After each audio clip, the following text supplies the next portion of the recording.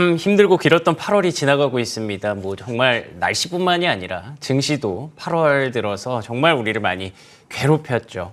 다들 진짜 휴가를 떠나버렸나 싶을 정도였는데 어느덧 S&P 500 지수가 4일 연속 상승하고 있습니다. 뭔가 추세 반전의 신호일까요? 이럴 때 투자의 맥을 짚어볼 필요가 있겠죠. 정광우의 맥모닝 시작합니다. 86번가 정광우 대표 모셨습니다. 안녕하십니까? 네, 안녕하십니까? 네, 안녕하십니까? 참 그렇게 고용이 안 빠졌었는데, 그렇게 뜨거웠었는데, 휴가철 지나니까 진짜 좀 마법처럼 뭔가 좀 풀리는 느낌이에요. 이틀 연속 고용 지표들이 확실히 좀 완화가 됐거든요. 물론 주말까지 고용 보고서까지 봐야 되기는 하겠습니다만, 지금 현재의 상황과 고용 보고서 전후의 전망들 한번 주시면 좋을 것 같아요. 네, 지금 시장에서 제일 원하는 것은 결국 침체로는 가지 않으면서 그러면서 인플레는 좀 빠져줄 수 있는, 그래서 고용에서 열기가 빠져주기를 제일 원하는 그런 부분이 있다라고 생각할 수가 있는데, 그쵸. 연이틀 나온 데이터 자체가 그 같은 바람에 부응하는 데이터가 나왔다라고 말씀드릴 수 있을 것 같아요.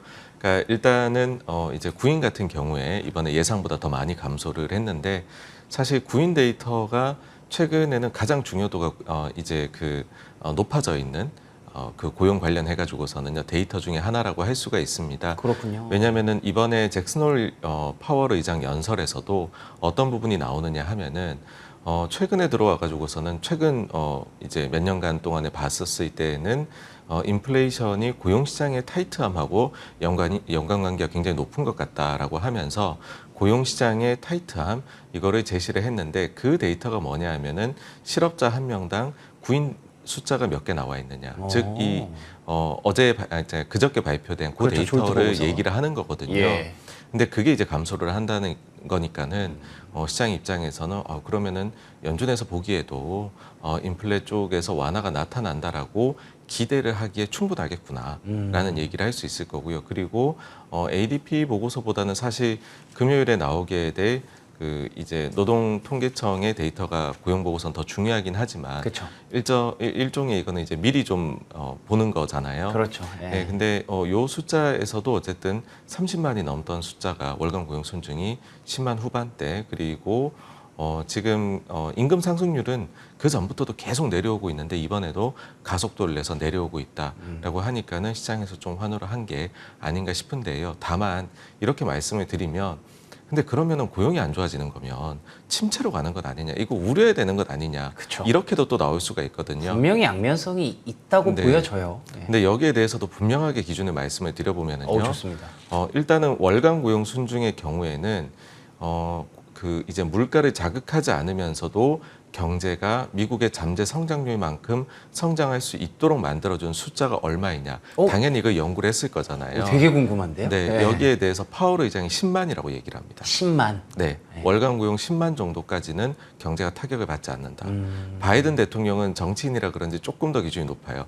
바이든 대통령은 여기에 대해서 얘기한 적이 있는데 15만 정도라고 얘기를 했거든요. 예. 그러니까 일단 제 생각에는 한 10만 정도까지 나올 때까지는 고용이 내려가더라도 그거는 오히려 인플레 내려가는 거에 호재이지 경제 성장률을 해치는 거는 아닐 것이다. 그렇군요. 라고 받아들여야 될 거고요. 예. 그다음에 구인 같은 경우에는 지금 실업자당 구인 숫자가 과연 몇 개가 나와 있느냐에서 코로나 이전의 평균이 0.56개였어요. 예. 근데 지금은 이게 2배까지 올라갔다가 이제 내려왔다 그래도 1.51개거든요. 예. 그러면은 최소한 1배 정도까지는 내려가도 될 것이다라고 우리가 생각할 수 있겠죠. 그러면 구인이 추가적으로 한 260만 개가 줄어도 되고요.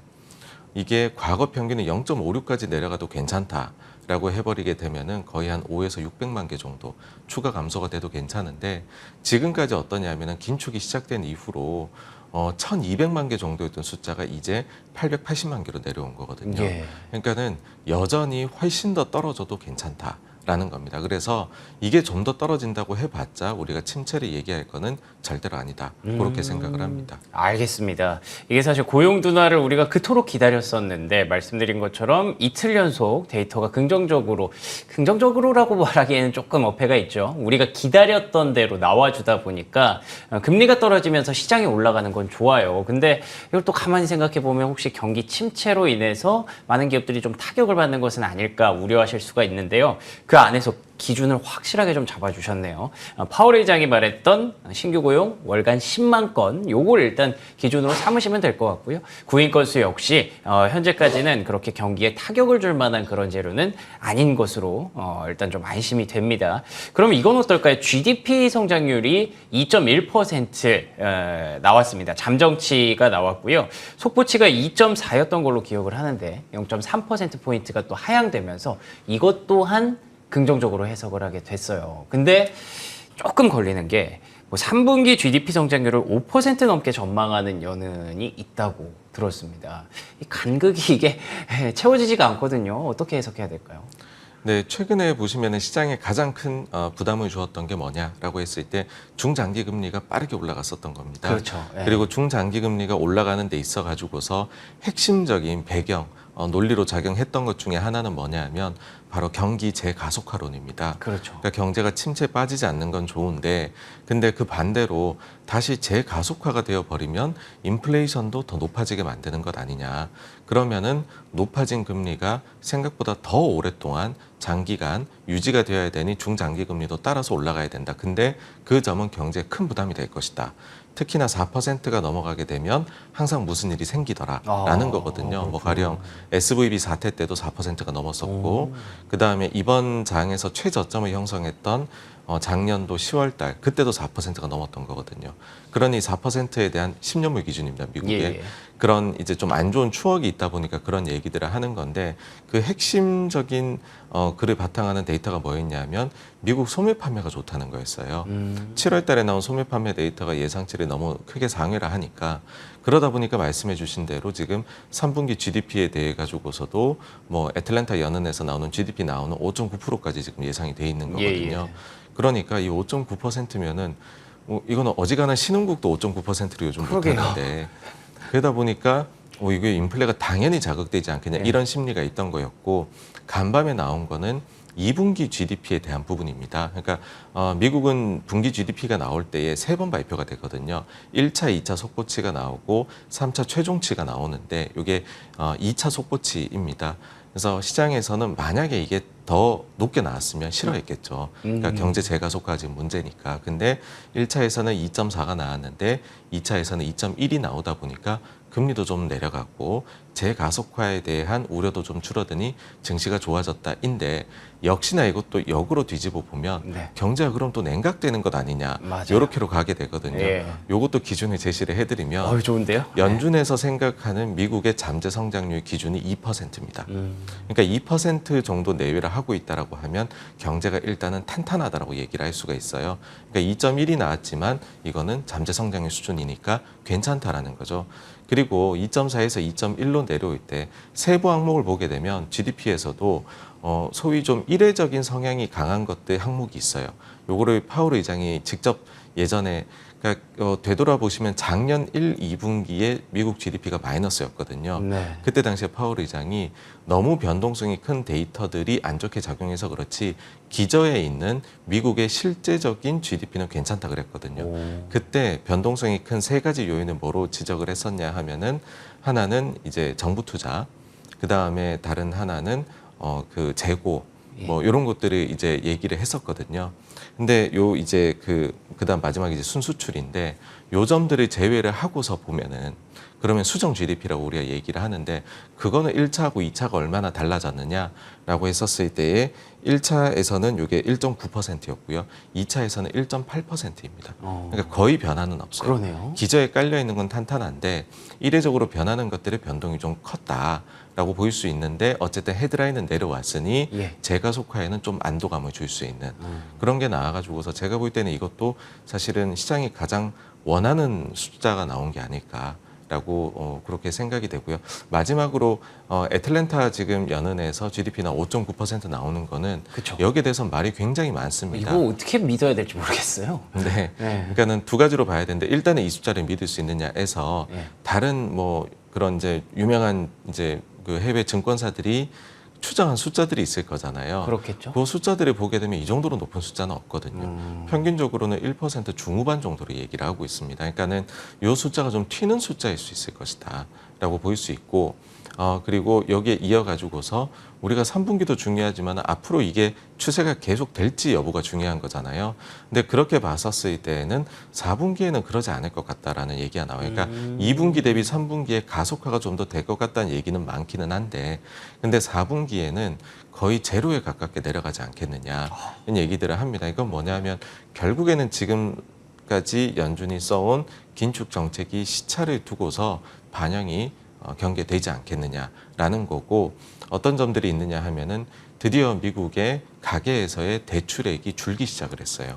그러니까 이거는 금리가 부담스럽다라는 거고, 그러니까 그동안은 어떠냐면 돈도 잘 벌고 경기도 좋으니까는 막 저축도 쌓이고 소비도 많이 했었는데, 근데 맞아요. 보조금도 끊기고 예. 노동시장에서도 좀 완화가 나타나고 경기도 조금 안 좋아진다라고 해버리니까는 거기다 금리는 올라가니 그 사이에는 그런 부족한 거를 빌려서라도 소비를 했다면 이제 빌리는 것도 완화가 되어가고 있거든요. 어렵죠. 예. 네. 그러니까 이것도 적정 수준에 찾아가기 시작을 하는 것이죠. 그래서 4분기에는 성장이 거의 없을 수도 있다라는 것도 나오고 있어요. 그러면 연준 입장에서 3분기에 좀 재가속화가 됐다라고 해서 4분기가 안 좋게 예상이 되는데 그러네요. 예. 예, 더 올려야 되느냐 예, 있고 여기에서 핵심은 다음 달 중순에 나오게 될 소매 판매 데이터일 거예요. 왜냐하면 재가속화에 불을 지폈던 요소가 바로 소매 판매인데 이게 매월 중순에 나오거든요. 예. 근데 이것도 말이 많은 것이 7월 달 소매 판매가 왜 잘 나왔냐, 이례적인 요인이 좀 많지 않겠냐라는 얘기를 많이들 하고 세 가지 요인을 지목을 합니다. 예. 첫 번째는 보통 미국이 7월 초가 휴가 시즌이거든요. 그렇죠. 근데 이 휴가 시즌이 이번에 정말로 코로나를 완전 극복한 휴가 시즌이었다라는 거죠. 그렇겠죠. 왜냐하면 네. 작년까지는 위드 코로나로 갔다고 하더라도 항공편이 부족한 여전히 공급망 교란이 있었거든요. 근데 올해는 그게 완전 사라져서 그게 좀 과대평가된 게 아니냐. 그다음 두 번째가 7월 10일에는 미국의 아마존 프라임데이가 있는데 경기가 좀 나빠지니 온라인 소비를 늘린 게 아니냐. 그러니까 미리 소비를 가져왔다라는 거죠. 8, 9월에 예. 있을 거를. 그다음 7월 하순에는 시네마가 너무 좋았어요. 시네마요? 바비하고 아, 오펜하이머, 예. 그다음에는 뭐 테일러 스위프트 공연이 뭐 이거 경제를 뭐 자극시킨다 이런 얘기들이 연은의 지역 보고서에서 막 나오거든요. 그랬죠. 그런 네. 정도로 이런 쪽에서 생각보다 좋은 소비가 나온 게 계속해서 이렇게 대작이 나오겠느냐, 그러니까 어느 정도 수준이지 않겠느냐라는 거거든요. 그래서 한 달치를 보고 우리가 판단하기는 너무 이르다. 네. 이게 몇 달은 계속 나와줘야 되는데 근데 고용은 좀 둔화가 되고 있고 미국 가계에서의 대출액도 감소를 하고 있고 거기다가 시장에서 보고 있는 거는 좀 있으면은 최근에 대법원에서 이제 법원에서 판결 난 게 이제 학자금 대출에 대해서 탕감하는 게 없어졌잖아요. 그렇죠. 그러면은 다시 갚기 시작을 해야 되면 이거는 어쨌든 영향을 좀 안 좋게 소비에 주지 않겠느냐라는 생각을 한단 말이죠. 그러니까 예. 이것도 너무 뜨겁게 볼 이유는 제가 볼 때는 없다라고 생각을 합니다. 알겠습니다. 결국에는 결대로 가네요. 예, 연준이 금리를 그만큼 올려놨는데 왜 이렇게 고용이 뜨겁지? 왜 이렇게 소비가 잘 되지? 이 부분에 대해서 굉장히 고민이 많았었죠. 저희도 그렇고 투자자 여러분들도 아마 똑같은 마음이셨을 것 같은데 제가 말씀드린 것처럼 이제 결대로 쭉쭉 가면서 경기는 4분기에는 결국에는 좀 둔화되는 것으로 일단 판단을 하고 계십니다. 그러면 그냥 간단하게 여쭤볼게요. 11월에 금리가 올라갈까요? 아니면 동결이 계속 이어질까요? 어떻게 보십니까? 지금 시장에서 매일매일 바뀌고 있거든요. 맞아요. 11월에 인상이 50% 넘었다가 내려갔다가 이렇게 예. 하고 있는데 저는 사실 뭐 지금 정도의 데이터 수준이라고 하면 금리는 더 올릴 필요가 없다라고 그쵸. 생각을 합니다. 네. 예, 그러니까 이번에 잭슨홀 연설에서도 파월 의장이 향후에 나오게 될 데이터를 보고서 아주 신중하게 판단하겠다라고 표현을 했어요. 그러니까 요것 자체가 뭐냐 하면은 특별하게 경기 재가속이 나타나는 게 아니다라고 하면 그러면은 이거를 이제 올릴 필요는 더 이상은 없을 수 있다. 그러니까 이미 굉장히 많이 긴축을 해왔다라는 거거든요. 그래서 미국 경제가 저는 뜨겁지도 차갑지도 않은 수준 정도로 가지 않을까 이고 그렇다라고 하면은 지금 정도의 금리 수준은 충분히 미국 경제에는 제약적인 수준이다. 그러면 그 이후부터는 오히려 이제 다른 방향들을 우리가 반대 방향을 생각해 봐야 되는데 그건 뭐냐 하면은 금리 인상이 이제 멈췄다라고 생각하면 지난번에도 금리 인상이 멈추고 나서 뭐부터 했느냐라고 하면 지금 QT 하고 있는 거 있지 않습니까? 예. 그 QT의 금액을 줄여 나가기 시작을 했거든요. 오. 그러니까 우리가 QE를 하다가 QE 금액을 줄여 나가는 걸 테이퍼링이라고 했잖아요. 그러니까 여전히 완화책을 쓰고는 있는데 유동성 공급은 하고 있는데 점점 줄여 나가기 시작을 했던 거죠. 아, 실제로 줄이는 게 시작이 됐나요? 아니요. 지금 QT는 지금은 똑같습니다. 아니죠. 예. 네, 금액은 똑같은데 제 생각에는 아마도 연말 정도에는 QT 금액을 줄여 나가는 거에 대해서 계획을 연준에서 발표하는 쪽으로 오히려 가지 않을까. 그러니까 이거는 이제 긴축에서 조금씩 완화가 나타나기 시작을 하는 부분이 되지 않을까라고 생각을 합니다. 그래서 오히려 그런 쪽에 대해서 더 우리가 좀 분석을 해야 되지 않을까라고 봅니다. 그렇게 된다면 이제 우리가 기다리는 피봇을 사실 금리 인하에만 방점을 찍을 게 아니라 QT를 줄여나가는 게 이제 피봇의 시작이라고 우리가 해석할 수도 있지 않을까 네, 싶은데요. 아마 시장은 그렇게 받아들일 텐데요. 예. 지난번에도 보시면은 금리 이제 마지막 인상, 그 다음에 첫 번째 금리 인하 사이에 QT에 그 감속이 나왔었습니다. 알겠습니다. 그때부터 이제 시장이 조금은 기대하는 대로 우리 흘러가기를. 지금은 계속 요철 구간에 있기 때문에 계속 변동성도 좀 나올 거고 금리도 왔다 갔다 할 겁니다. 여전히 금리가 4% 넘는 건 부담스러우니까요. 그렇지만 이제 연말로 갈수록 좋은 날이 좀 오지 않을까 기대를 해보고 있습니다. 그러면 그 사이에 우리가 어떤 전략을 가져가야 될지도 좀 궁금합니다. 사실 뭐 계속 요철 구간에 있다고 해서 아무것도 안 하고 있을 수는 없기 때문에 9월장 전략 한번 간단히 정리해 주시면 좋을 것 같은데요. 네, 뭐 계속 해가지고서 저는 이제 실적 장세로 넘어왔다라고 생각을 하고요. 그 다음에 기업들의 실적이 그러면 좀 좋아진다라고 하면은 그 펀더멘털에 맞춰가지고서 실적이 잘 나오는 기업들이 우세할 것이다라고 보는데 그 사이에 시장은 어쨌든 데이터를 좀 더 보고 싶어 하긴 할 것 같아요. 그렇겠죠. 이번에도 나오게 될 PC 물가지수도 보고 싶어 할 것이고 또 다음 달에 나오게 될 CPI도 봐야 되고 그러고 나면 소매 판매 아까 말씀드린 거 있고 그러고는 9월 FOMC 또 회의가 있고 이게 계속 돌아가거든요. 그 사이에 재가속화이냐 침체이냐 이거 갖고 또 아주 갑론의박이 있을 겁니다. 근데 어쨌든 그런 것들이 이번에도 보시면 아시겠지만은 데이터나 그런 이벤트들을 하나하나 꾸역꾸역 밟아가면서 시장은 가거든요. 그래서 그런 그림들이 계속해서 저는 뭐 반복해가지고서 연출되지 않을까라고 생각을 합니다. 알겠습니다. 결국에 큰 그림에서 보면 우리가 교과서에서 배웠던 내용과 크게 다르지 않았습니다. 그러니까 금리가 이 정도로 올라가면 고용이 둔화되고 물가가 떨어지고 경기가 둔화된다라는 그 로직이 있었잖아요. 그런데 코로나라는 특수성이 좀 들어오다 보니까 이게 요철 구간이 좀 많아지고 변동성도 좀 커졌던 것 같은데 말씀해 주셨던 것처럼 연말로 갈수록 우리가 교과서에서 배웠던 그 로직이 그대로 좀 작동하지 않을까라고 예상을 해볼 수 있을 것 같고 그렇게 된다면 전략 짜기도 쉬워지겠죠. 다만 그 안에서 확인하고자 하는 지표들이 계속 나올 테니까요. 그때그때 또 정광훈 대표님과 함께 상황들을 한번 분석해가면서 중심을 잡아가 보도록 하겠습니다. 자, 지금까지 86번과 정광훈 대표와 함께 얘기 나눠봤습니다. 오늘도 좋은 말씀 고맙습니다. 감사합니다.